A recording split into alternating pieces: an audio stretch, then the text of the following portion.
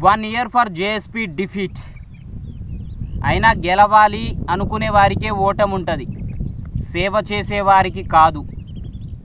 ఒకవేళ నిజంగా కళ్యాణ్ గారు గెలుపే కావాలనుకొని ఉంటే ఎలక్షన్స్కి ముందు తన పార్టీని తీసుకెళ్ళి బీజేపీలో కలిపి మోడీ దగ్గర 500 కోట్లు డిమాండ్ చేసి తాను పోటీ చేసిన స్థానాల్లో మీరు 3,000 ఇస్తే ఆయన 6 ఇచ్చేవాడు, మీరు 6 ఇస్తే ఆయన 10 పంచేవాడు, బంపర్ మెజారిటీతో గెలిచేవాడు.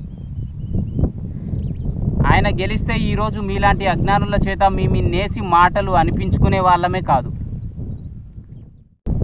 కళ్యాణ్ గారు ఎప్పుడూ ఓ మాట చెప్తూ ఉంటారు, గెలవడం కోసం గడ్డి తినేస్తామా, విలువలు లేని విజయం నాకు అక్కర్లేదు అని.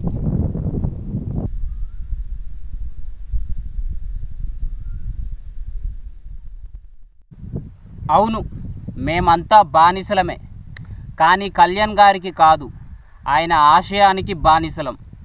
ఎందుకంటే ఆయన కూడా మాలానే చాలా సాధారణమైన మనిషి, కానీ ఆయన ఆశయం మాత్రం సాయంత్రం నీడలా చాలా పెద్దది. మన దేశం కోసం బంధాల్ని బంధుత్వాల్ని పక్కన పెట్టి చచ్చేంత పిచ్చి మహారాజురా మా పవన్ కళ్యాణ్. మన పేదోళ్ళ బతుకులు మార్చడానికే వచ్చాడు. దయచేసి నన్ను నమ్మండి.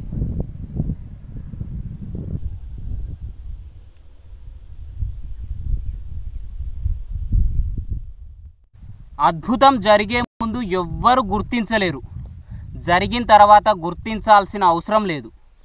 అలాగే ఇప్పుడు కళ్యాణ్ గారు మనతో ఉన్నంతకాలం మనకు ఆయన గొప్పతనం గురించి తెలీదు, కానీ ఆయన మనల్ని వదిలి వెళ్ళిన తర్వాత చెప్తున్నాను కదా, స్ట్రీట్కి ఒక విగ్రహం కట్టి ఆయనకు పూజలు చేసే రోజు తప్పక వస్తుంది.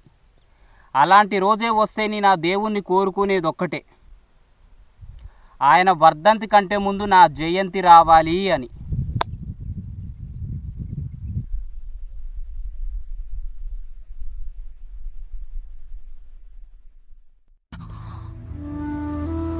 చాలా పెద్ద శ్రీమంతుడినవుతానమ్మా.